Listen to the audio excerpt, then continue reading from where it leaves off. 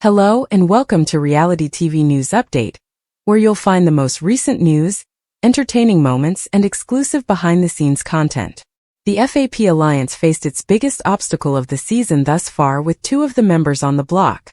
The week started with Drew as the target, and now it looks like Mallory is gone unless she wins the BB Blockbuster. Drew seems to be wanted by the house, but we might see a change by Thursday. The house guests spent the majority of their day relaxing and enjoying the backyard for the time being. Read on to get all the details from Monday's daytime feeds. Sign up now to try the live feeds on Paramount Plus, so that you don't miss anything else this season. Don't forget to sign up for the Big Brother live feeds right now. Enjoy! Big Brother 28 live feed highlights Monday, August 24, 2026. 8:07 a.m. BB house guests wake for the day. 8:35 a.m. BB Dee and Latrice talk. Latrice asks Dee for advice on Devons, because she knows she needs to gain his trust. Dee tells Latrice that her new target is Mallory. Dee is told by Latrice to be careful around Barrett, because he is popular and can win competitions. 9:14 a.m. BB to Drew tells Devons that they need to just reinforce Dee's nomination decision, because she's not changing it. They need to encourage Mallory to win the competition. They discuss the potential of Mallory nominating him if she wins head of household. 9:22 a.m. BBT. Yash and Barrett express how disappointed they are that Mallory is ascending. 9:29 a.m. BB Drew and Devons discuss the possibility of Mallory coming after the vets because of Dee's move. Devons says that doesn't make him want to keep her in the game. Devons also points out that Mallory may be a threat in the game. He doesn't know if Taylor is one. 10 a.m. Devons fills Dee in on his meeting with Drew. According to Devons, he is already preparing to pursue Mallory rather than Taylor. Dee says she hopes Mallory doesn't win the BB Blockbuster. 10:32 p.m. BB Latrice and Barrett discuss last week's vote. She now knows she's dispensable and underestimated by everyone. She wants to form something. He apologizes for missing the nomination ceremony, and says he would be willing to collaborate with her. 10:46 p.m. BBD checks on Barrett. She says it's okay if he's sad about Mallory. 10:53 a.m. BBD tells Devons that she doesn't think Barrett is mad at her. He's just sad. She believes he is extremely loyal. They talk about planning for double evictions and future evictions down the line. They also discuss Mallory being nominated and the target this week. 11:16 a.m. BBT. Barrett and Mallory discuss his conversations with Dee and Latrice. He says that his talk with Dee didn't change her mind. He mentions how Latrice wanted clarification on why no one stood up for her or was on her side. 11:35 a.m. BBT. Melody and Mallory talk about the possibility that the votes could go against Mallory, because they think she is a bigger threat. She points out that she hasn't won a contest in a long time. 12:11 p.m. BBT feeds go down for the Power of Veto ceremony. 1:22 p.m. BBT feeds return. Latrice used the veto. Dee named Mallory as her replacement. 1:27 p.m. BB Mallory punches a pillow. 1:28 p.m. BBT. Devons tells Drew that Taylor as a rival scares him more than Mallory. 1:29 p.m. BBT Drew, Mallory, and Devons joke about Drew tackling Taylor during the BB Blockbuster, so that she can't win it. BBT at 1:30 p.m. Melody tells Barrett that she worries that everyone will change their minds and vote Mallory out. They count the potential votes this week. Barrett thinks they would probably not get rid of Drew, but knows Mallory is a possibility. They need Mallory to win the BB Blockbuster. 1:32 p.m. BB to Latrice lets Taylor know that Dee told her that Mallory is the target. She wants to break up the four. 1:35 p.m. BBT Melody and Mallory talk about believing that any deal Yash made with Dee being fake, because he rejected the $5,000 when she offered it last time. They think he will still go after the vets. 1:42 p.m. BBT. Mallory proposes to Melody a strategy that she uses to play on Angela's feelings tonight. This would ensure that she doesn't vote her out this week. Mallory wants to claim that she will want the mosh pit to work and not target Dee. Mallory wants to nominate Dee next week and reject any money offers. Despite today being a major day in the Big Brother house, not much happened. There weren't many rejections because everyone knew Mallory would end up on the block. They got those emotions out on Sunday. Now all the nominees can do all week is wait and see if they survive the block.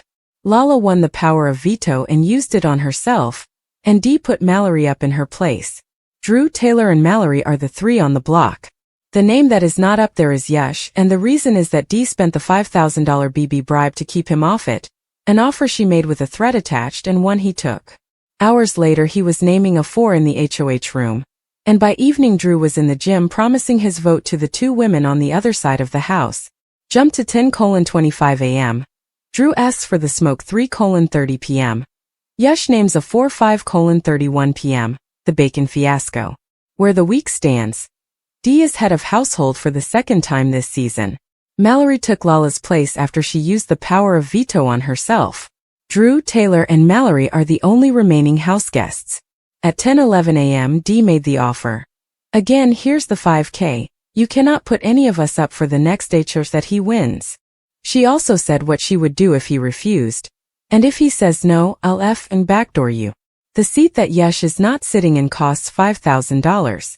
She keeps him off her block, he keeps the icons off his. He took it. Drew asked to be the one replaced and was told no. He wanted Yash in the seat and said so directly. Give me the smoke, I want a blockbuster. Dee had already talked herself out of it alone with her lunch. I can go back on my word and put Yash up. But if I could just put Drew up, why would I do that? Devins had signed off before she asked anybody else. The icons bought a fourth and he said it out loud. At 3:30 p.m., hours after the ceremony, Yash named it in the HOH room. And like Bromy you Angela Devins. I'm rocking with that S. D. No, you have my word. Thank God we're back, bro. Yash says. When Dee was on the verge of losing him, she said, I thought I lost you there for a second. The twist is out of reach. The house guest the diamond put on the block vanished in week 6 and the diamond went off. The bribe went off this week and bought the icons the one player who had been hunting them. The only thing still live is Drew's never not pass, which keeps him off slop and does nothing else, and Drew is on the block. What nobody in that HOH room knows. The two men the icons count as their spent Friday night in the backyard agreeing that Devins has to go, and that a final 5 with Dee, Devins and Angela ends with the two of them leaving first. Drew says, we will be the domino to decide whether or not an icon wins the game. Regarding where that leads. And by 5:31 p.m. Drew had promised his vote elsewhere. In the gym Melody asked him straight out, would you back up me and Mallory? And he gave it with the icons and the vote count already in his mouth. I feel like there's no other choice. I don't think they're going to have the votes to stay. Melody told him Barrett is further along than he is.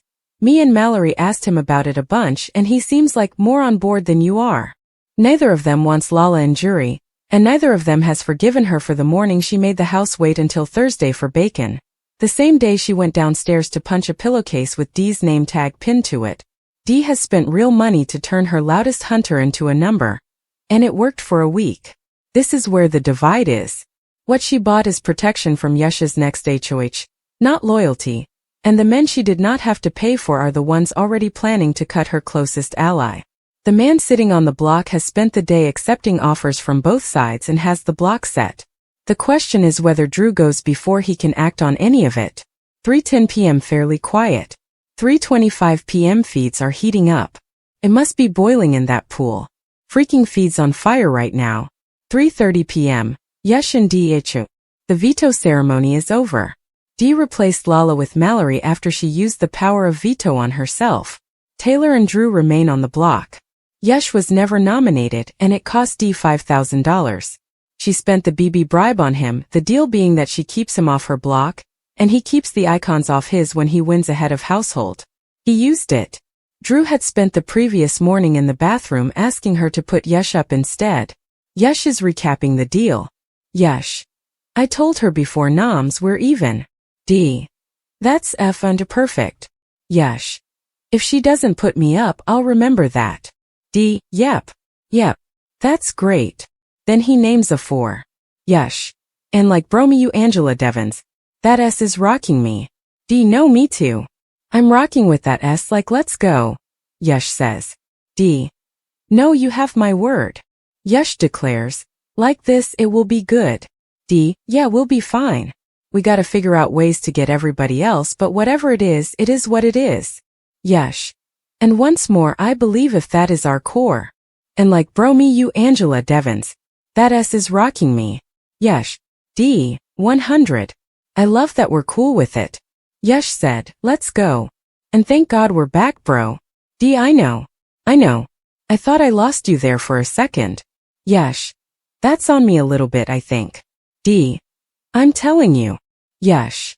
I think that's on both of us a little bit. We're back. D. It's on both of us for sure. D.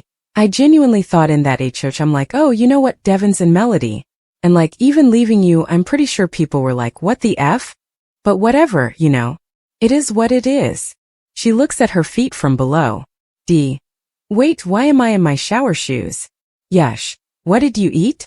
Anything good? D. Stuffed red bell peppers. Yesh. Oh, nice. D. I mean, it's good when I don't have to make things, you know what I'm saying? Yesh. Yeah, for real. I was going to say too, time for you to get outside, bro. D. Yeah, that's exactly what I'm about to do, dude. I'm so excited. 3:35 p.m. D. Backyard suntanning. After broing it up with Yesh, D goes to the backyard to tan. 4 p.m. prototype room. Mallory and Melody. Melody. I'm scared, dude. Mallory. I'm scared too. 5:31 p.m. Drew and Melody gym. Melody is working out and Drew has come in to keep her company. Nobody has started dinner. Melody. I hope someone makes dinner. Drew. Maybe Lala will. No, Lala and Taylor are have-nots, so no one's going to be doing that. That is all it takes. Melody. F***ing Lala, bro. She's just so irritating. Yesterday morning when I went back outside, did I tell you about the bacon fiasco? Drew. Dude, Devins was telling me. He was like, and D, they're like, what the F? But what happened? What happened is a 12-minute account of a breakfast that did not occur. Melody. Devins was like, I'm going to make eggs and bacon. And we were like, yay. Or not eggs, but like bacon. Melody. And then D was like, oh, I have that bacon in my fridge. That should be cooked. And we were all like, yay. Melody. And then Lala was like, no. Wait till Thursday. Like, we should wait till Thursday. Melody. And everyone was just like, Drew. Why does the whole week have to stop for you? Why does the whole week have to stop for you? Drew. Melody keeps going. The room had already folded. Melody states.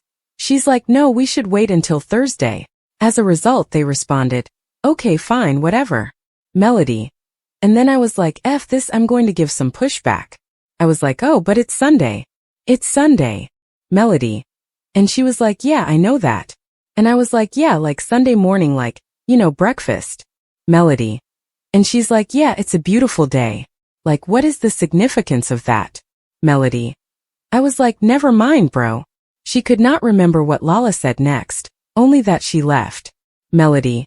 I just went inside because I was like, I'm not doing this. Drew. She's just like. Melody. There's more. Drew. There's more. There is more. Melody. When Devins and D enter, they say, hey, we're going to make that bacon or something else. I replied, you don't have to. I'm not upset. I just can't handle it all. She is so irritating. Melody continues. And then they begin making D's bacon. After that, I go back outside. Melody. And she's like, are you happy that they're making that bacon? And I don't reply. And she says it again. And I don't reply. And she's like, Melody. Melody. And I'm like, sure, I'm happy.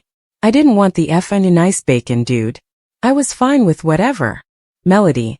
And she was like, well, you just seemed really upset. Melody continued. And I was like, I wasn't upset. Then the part that actually landed. Melody. And then I laid down, and after a few moments she was like, well, you know how it is to be a have-not. You just want something sometimes. You see people eating something that you really want. And I'm like, yep, everybody's done it, Melody says. Melody. And she was like, yeah, well, it's my second time around.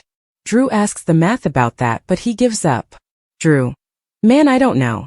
Lala has definitely gotten the better of me. For reasons that are clear. She's just so controlling over everything. Melody. It's the F and Lala show. It's the F and Lala show. Melody. Drew has a separate grievance, and it is not about food. Drew. It still makes me mad that it was Angela's birthday, and she's trying to make it about herself. Melody. Literally. Just like everything else. Drew. I'm just like, please let Angela have her moment. Like, please. It's her birthday. She only has one a year. Melody points out that Lala has already had a birthday inside the house herself. Drew is aware. Then Melody gets to the pillowcase, and it turns out they each have half the story. Melody. I just look at her and she's like, oh, I was just hitting this pillow. And I'm like, oh. I then walk in. There's Dee's name tag. Drew. She's trying to do what to the pillow? Melody. She was just hitting it. Drew had not comprehended what he had been informed beforehand about it. Drew. Oh, she was up here and she says I have to go punch a pillowcase. She made that statement. That's what she told me in Devon's. Up here she's like, I'm gonna go downstairs, I'm gonna go punch a pillowcase. And we think, okay. And Dee's name tag was on it. She's punching it. Melody. Like she attached Dee's name tag to it. Drew. That is so funny. I'm gonna go downstairs, I'm gonna go punch a pillowcase. Lala, as Drew relates, Drew floats the version of the week where the pillow gets its wish and Lala wins head of household, and enjoys it briefly. Melody then requests something from him. Melody. Would you back up me and Mallory? If you guys wanted to do that? Drew asked. Melody. Drew. I feel like there's no other choice. I don't think they're going to have the votes to stay. He has already worked out who it costs him. Drew. I know Barrett will be more sad about Dee. Barrett actually likes her. Drew. I feel like if any of the icons are up there, I don't know if anybody would want to save them if it's even possible. Melody's objection is not to the plan. It is to the guest list it produces. Melody. I don't want Lala, Taylor or Haley in jury. Drew.